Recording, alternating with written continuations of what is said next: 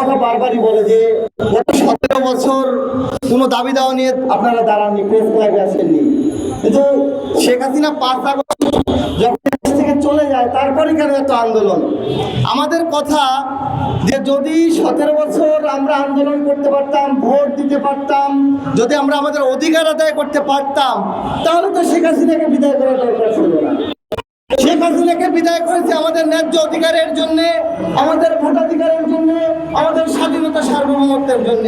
শেখ হাসিনা চলে যাওয়ার পরে এই অন্তর্বর্তীকালীন সরকারের কাছেই তো আমাদের এখন দাবি দেওয়া। আমরা এখানে যারা দাঁড়িয়েছি আমরা বলতে চাই 2018 সালে যারা নিয়োগ বঞ্চিত, আমরা বলতে চাই না তাদেরকে এমনি এমনি নিয়োগ দেন। তারা তো লিখিত পরীক্ষা দিয়েছে, তারা তাদেরকে নিয়োগ দিতে আপনাদের বাধা কোথায়? আমরা বলতে চাই যদি অনতিবিলম্বে তাদেরকে নিয়োগ না দেওয়া হয়, আমরা এই সকল ভাই বোনদেরকে নিয়ে আমরা সচিবালয় অভিমুখে পদযাত্রা করতে বাধ্য হব।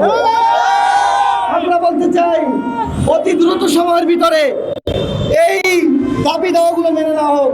যদি অন্তর্বর্তীকালীন সরকারকে তো আমরা খাল খনন করার জন্য বসাই, আমরা গাছ লাগানোর জন্য বসাই নাই, আমরা রাস্তাঘাট করার জন্য বসাই নাই, আমরা বসিয়েছি আমাদের যে ভাই বোনরা দীর্ঘদিন ধরে বঞ্চিত তাদের অধিকার আদায় করার জন্য।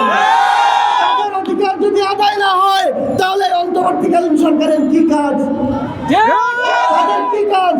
এই অন্তর্বর্তীকালীন সরকার যত ভাইরা দাবি দেওয়া নিয়ে এই প্রেস ক্লাবের সামনে দাঁড়ায়, সকল দাবি দেওয়া, যৌক্তিক দাবি দেওয়াগুলোকে আপনারা দ্রুত সময়ের ভিতরে বাস্তবায়ন করেন। কোনো দাবি দেওয়া নিয়ে আসতে হলে এর ভিতরে ছাত্রলীগের সংশ্লিষ্টতা থাকতে পারে।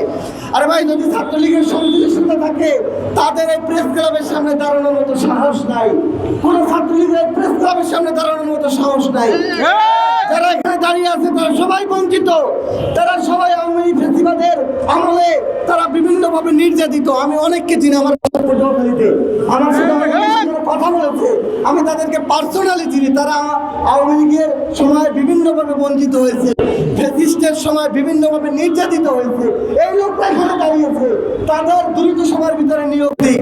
তাদেরকে যদি মনে হয় একটা তদন্ত কমিশন গঠন করবে, একটা তদন্ত কমিশন গঠন করে দ্রুত সময়ের ভিতরে এইসব বিভিন্ন ক্ষেত্রে দেখি, আমরা বিভিন্ন সময় দেখি যে অন্তর্বর্তীকালীন সরকার দাবি দেওয়া না মেনে আওয়ামী লীগের পুনর্বাসন করে। আওয়ামী লীগের পুনর্বাসনে বাংলাদেশের আমরা বিভিন্ন সময় দেখি যে সচিবালয়, যদি আপনারা লক্ষ্য করেন, সাতক্ষীরার যে ডিসি ছিল সে হত্যা মামলার আসামি, সেই নাজমুল হাসান, তাকে পানি সচিব করে রেখেছে।